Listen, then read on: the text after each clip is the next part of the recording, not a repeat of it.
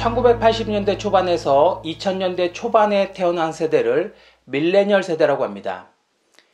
풍요로운 시대에 태어나서 성장한 밀레니얼 세대가 경제활동 인구의 중심축이 되었는데요. 풍요로움을 경험한 밀레니얼 세대는 무엇인가를 구매하는 데 욕심을 내지 않습니다. 전반적으로 과거 세대만큼 소유에 관심이 없고요. 소유보다는 경험을 통해서 자신의 정체성을 드러내는 데 관심이 많습니다. 이러한 세대별 가치관의 변화는 소비 패턴이나 경제활동에도 자연스럽게 영향을 미치기 마련입니다. 소유보다는 경험을 중요시하는 밀레니얼 문화 트렌드를 이해하고 이를 활용하는 기업들도 증가하고 있습니다. 밀레니얼 세대를 대상으로 하는 경험 경제를 실행하고 있는 기업으로 나이키를 들 수가 있습니다. 나이키는 즐거운 러닝 경험을 선사하는 다양한 활동을 통해서 러닝 트렌드를 주도하고 있습니다.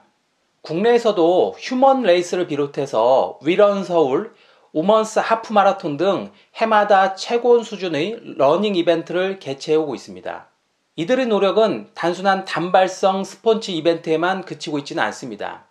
전문 트레이너 및 참가자들과 함께 훈련할 수 있는 나이키 플러스 런클럽을 대표적인 사례로 들 수가 있는데요.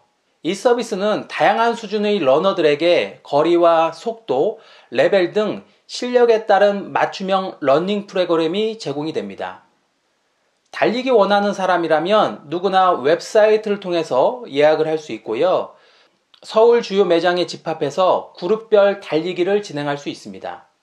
단지 운동화를 판매하는 데 그치지 않고 운동을 통한 잊을 수 없는 경험에 집중한 나이키의 성공 전략은 이렇듯 소비자들이 브랜드를 경험하고 기록하는 방식을 통해서도 확인이 되고 있습니다. 나이키는 직접 제조 공장을 갖고 생산을 하고 있지는 않지만 고객이 무엇을 원하는지를 알고 이것을 다른 기업들과 조금 더 빨리 최적화하는 방법으로 경험이라는 형태로 제공하고 있는 기업이라고 할 수 있습니다. 오프라인과 온라인의 경계가 없어지고 모든 순간에서 정보를 취득할 수 있게 되면서 앞으로 중요해지는 건 사실은 경험입니다. 우리가 온라인 때문에 오프라인의 위기를 많이 얘기하지만 오프라인은 없어질 수 없습니다. 사람은 현실 세계에 살아가기 때문인데요. 현실 세계에서 친구들 만나서 차 마시고 밥 먹으면서 사실 인간적인 교감을 했을 때 행복감을 느끼게 되어 있는 겁니다. 단순하게 물건을 싸게 파는 곳은 온라인이 훨씬 더 저렴하죠. 과거처럼 저렴하게 파는 게 아니라 앞으로 그게 온라인이든 오프라인이든 경험 중심의 비즈니스를 하는 것이 상당히 중요하다고 할 수 있습니다. 사물 인터넷은 정보화 시대를 넘어서 산업과 비즈니스의 패러다임을 수평적 연결 구조로 바꾸고 있는 것이라 볼 수 있습니다. 이 때문에 수직적 획일성보다는 인간 중심의 다양한 포용적 사고를 근거로 해서 수평적인 연결, 즉 크로스 도메인 연결 지배성이 중요한 경쟁력이 될 것입니다.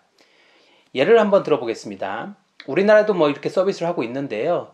예를 들어서 외부에서 침입자가 들어왔을 때 경보기를 알려주는 세콤은 도난 경보기의 성능만으로 도둑을 막을 수 없다는 것을 깨닫고 위험 경보가 울리면 경비원을 보내주는 서비스를 하고 있습니다.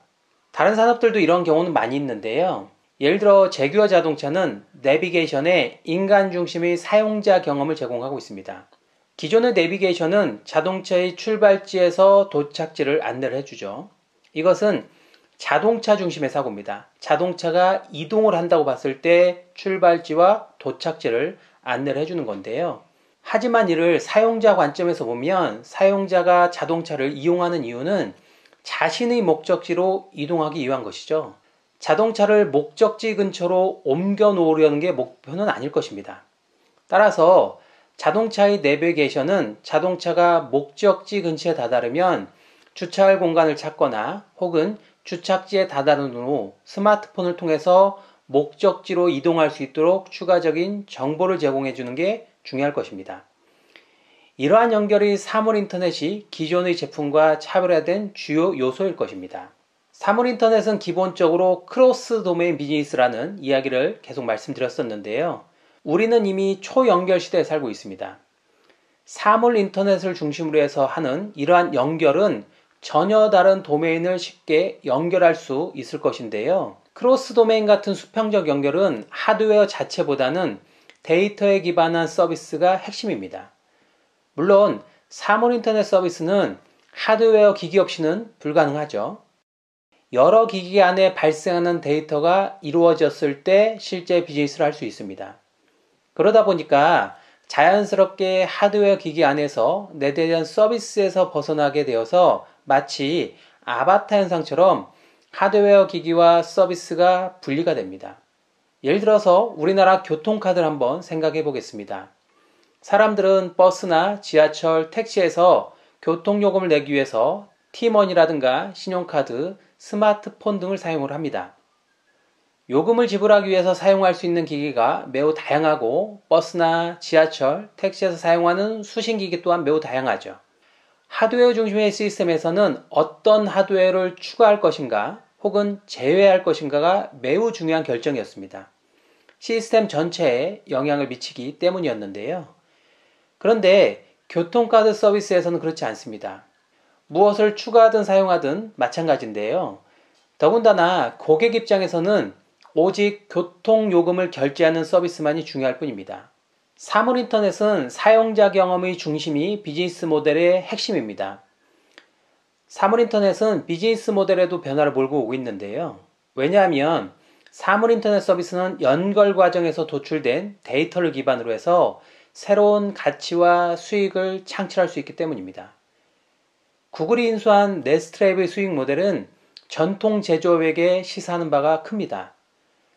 제조업체가 데이터 기반의 서비스를 통해서 본업의 추가 수익 모델을 가질 수 있을 뿐만 아니라 경우에 따라서는 배보다 배급이 더 큰 이러한 훌륭한 수익원을 만들어낼 수 있기도 합니다. 네스트랩의 수익 모델은 고객의 에너지 절약 활동으로부터 부가적이면서 지속적인 수익을 창출할 수 있다는 겁니다. 고객들도 마찬가지로 다양한 가치를 얻을 수 있죠. 제품을 구매하고 나서 에너지 절약으로 돈을 벌고 환경에도 이바지할 수 있는 것입니다. 네스트랩의 사례는 개별 제품 중심의 비즈니스를 넘어서 사물 인터넷 서비스, 즉 연결을 통해서 기존과는 다른 가치를 창출할 수 있는 모습을 아주 잘 보여주고 있습니다. 스마트폰에서의 사용자 경험과 달리 사물 인터넷에서는 사용자 인터페이스와 디바이스 사이에서 인터넷이 들어갑니다. 따라서 사용자가 사물 인터넷 디바이스를 제어하려고 할 때 인터넷이 가진 속성이 사용자 경험에 그대로 영향을 미칩니다. 마치 과거 컴퓨터에서 브라우저로 인터넷 사이트에 접속을 했을 때 끊어졌던 경험이 한두 번은 있으셨을 겁니다. 우리가 만든 사물 인터넷 서비스에도 그대로 적용이 될 수 있는 건데요. 사물 인터넷은 인터넷이라는 불안정성과 지연 속성을 내포한 연결에 기반해야 하기 때문입니다. 이제는 연결을 지배하는 자가 세상을 지배할 것입니다. 사물 인터넷을 중심으로 하는 비즈니스는 기존 전통 IT 비즈니스를 넘어서 새로운 서비스를 창출하며 기업에는 신성장 동력을 역할을 할 수 있을 건데요. 특히 기존에 존재하지 않은 비즈니스 모델을 통해서 수익 창출 기회는 큰 매력이 아닐 수 없습니다. 다만 사물 인터넷 시대가 마냥 장밋빛 미래만을 갖고 있지는 않습니다. 수많은 기기가 연결을 기반으로 하는 사물 인터넷 서비스는 지나치게 복잡하고 이해하기 어렵다라는 속성이 있기 때문입니다. 따라서 사물 인터넷 시대를 접어들면 들수록 연결의 복잡성을 제거하는 사용자 경험의 역할이 더욱 중요하다고 할 수 있습니다. 사물 인터넷 서비스의 기기와 서비스 간의 연결을 기반으로 해서 연결이 수월해야 합니다. 다시 말해 사용자가 편하게 사용할 수 있는 연결이어야 생명력을 가질 수 있는 겁니다. 사물 인터넷에서 또 하나 중요한 것이 상호작용성입니다. 전통적으로는 개별 제품의 사용성이 중요했습니다. 그러나 사물 인터넷 서비스에서는 개별 제품의 사용성도 중요하지만 상호작용성이 더 중요하게 고려가 되어야 합니다. 사물 인터넷 서비스는 연결된 서비스와 기반 하드웨어 기기 간 상호작용성이 핵심이기 때문입니다. 사물 인터넷을 사용자가 제대로 이용하기 위해서는 구성 요소들보다는 전체를 시스템적으로 이해할 수 있도록 해야 합니다. 사물 인터넷을 사용자가 제대로 이용하기 위해서는 구성 요소들보다는 전체 시스템으로 이해하는 것이 필요합니다. 예를 들어서 만약에 정수기와 공기청정기가 연결되는 사물 인터넷 서비스가 있다라고 한번 가정을 해보겠습니다. 그럼 정수기를 이해하는 것과 공기청정기를 이용하는 것만으로는 충분하지 않습니다. 어떤 것이 필요하냐면요. 정수기와 청정기의 상호작용성을 이해하는 것이 중요합니다. 사용자는 개별 센서보다는 전체 센서 생태계의 시스템을 이해해야 할 것입니다. 사물 인터넷이 갖고 있는 기술적 요인에서 사용자 경험에 대해서 알아봤는데요. 이 경험이라는 요소는 향후에 다양한 비즈니스에서 아주 중요하게 적용이 될 것입니다. 그런데 경험은 디테일이 상당히 중요하고요. 소비자가 본인이 인지하지도 못한 순간에 제공되는 게 상당히 중요합니다. 디테일부터 좀 잠깐 들여다보면요. 예를 들어서 광명의 이케아 매장을 가보면 세탁기 뚜껑을 열어보면 돌려야 될 빨래가 들어있거든요. 디테일이 중요한 겁니다. 대부분의 서비스는 그냥 진열만 해놓고 이것을 경험이라고 하는 건데 사실은 디테일이 좀 부족하다고 볼 수 있죠. 다른 관점에서 소비자의 삶에 녹아내는 것도 상당히 중요한 경험입니다. 대표적인 것이 띵굴마켓을 들 수가 있습니다. 파워블로거 김혜선 씨가 시작했던 띵굴마켓은 프리마켓으로 시작을 했거든요. 인테리어 소품을 파는 파워블로거가 어느 날 오프라인에서 프리마켓을 열었는데 아주 많은 사람들이 사실 방문을 해서 이게 지금 하나의 비즈니스로 성장을 하고 있는데요. 예를 들어서 롯데백화점에도 지금 띵굴마켓이 입점을 해 있는데 마치 파워블로거 김혜선 씨 집에 놀러 온 듯한 그러한 쇼룸을 제공하고 있습니다. 주방 쪽에 가보면 밥솥에서 밥을 짓는 소리가 나거나 혹은 주방에서 들리는 그런 백색 소음들이 나면서 마치 내가 김혜선 씨 집에 놀러 온 듯한 그런 착각을 불러일으키죠. 과거처럼 제품을 판매하는 것이 아니라 경험을 제공하고 있는 것입니다. 이런 사례는 많이 있습니다. 경험의 대표적인 비즈니스로 인천 송도에도 들어와 있는데요. 데카트론을 들 수가 있습니다. 데카트론은 스포츠용품계 이케아라고 불리는 회사입니다. 글로벌 매출로 상당히 큰 회사인데요. 무엇이 특색이 있냐면요. 아디다스나 리복 같은 그런 제품을 갖다가 파는 유통회사가 아니라요. 직접 데카트론에서 40여 개 품목 이상을 직접 R&D를 하고 직접 생산을 하고 판매와 마케팅을 전부 다 합니다. 송도에 있는 매장을 가보면 농구용품을 파는 매장을 가보면 매장 안에 농구대가 설치되어 있고요. 실제 농구 게임을 할 수가 있고 농구용품을 잘하는 전직 농구 선수들이 관련된 용품을 판매합니다. 배드민턴 매장을 가보면 배드민턴을 칠 수가 있고요. 옥상에 가면 풋살장이 설치가 되어 있어서 실제 모든 서비스를 무료로 이용할 수 있습니다.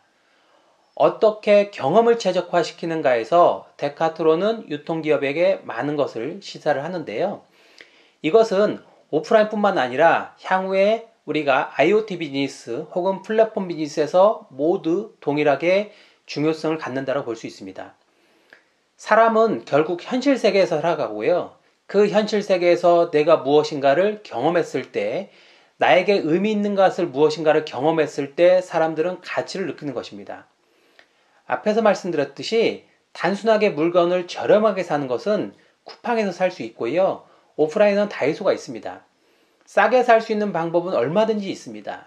결국 사람들이 무엇인가를 구매하는 것은 그러한 경험을 얻기 위한 거고요. 이러한 경험을 체계화시키고 있는 것 중에 하나가 넷플릭스를 들 수 있죠. 사실 드라마적이나 이런 것들은 개인이 볼 수 있으면 얼마나 볼 수 있겠습니까?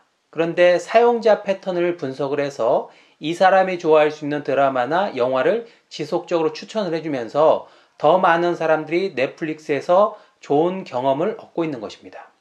경험이란 비즈니스를 잘 활용하는 것 중에 하나가 아마존도 들 수 있습니다. 아마존은 우리나라 쿠팡이 벤치마킹하고 있을 정도로 모든 비즈니스를 다 집어삼키고 있는데요. 결국 아마존도 궁극적으로 꿈꾸는 바는 사용자 경험입니다. 우리나라 시스템을 잠깐 이해를 해보시면 쿠팡에서 물건을 어느 날 구매하게 되면 사실 나의 구매 패턴을 이해를 하고 나에게 이메일이나 다양한 방식으로 상품을 제안을 해주죠. 나의 삶의 패턴을 이해하고 제안을 하기 때문에 사실 어느 날 나도 모르고 이메일에서 온 링크를 클릭하고 들어가 보면 그 상품을 결제를 하게 되어 있는데요. 결제 단계가 아주 손쉽게 되어 있습니다. 한 두세 단계만 거치면 결제가 완료되어 있고, 그리고 내가 주문한 것도 잊어먹었는데 당일 배송을 해주거나 아니면 다음날 이길 배송을 해주는 형태들로 최적화된 고객 경험을 제공하고 있다고 볼 수 있습니다. 결국 우리가 비즈니스를 잘하는 기업이라고 보면 대부분의 기업들은 어떤 소비자를 통해서 고객 만족 혹은 고객 경험을 극대화한 형태로 가고 있지, 무엇인가 저 사람에게 물건을 하나 더 팔려고 하는 이러한 형태로 가고 있지는 않습니다. 비즈니스 모델의 종착점은 최적화된 사용자 경험일 것입니다. 우리 비즈니스에서 고객에게 어떠한 경험을 제공할 것인지, 그리고 그 경험을 위해서 우리가 어떠한 기술 혹은 어떠한 파트너를 가져야 될 것인지를 고민하는 것이 비즈니스 모델을 만들어가는 과정이라고 볼 수 있습니다.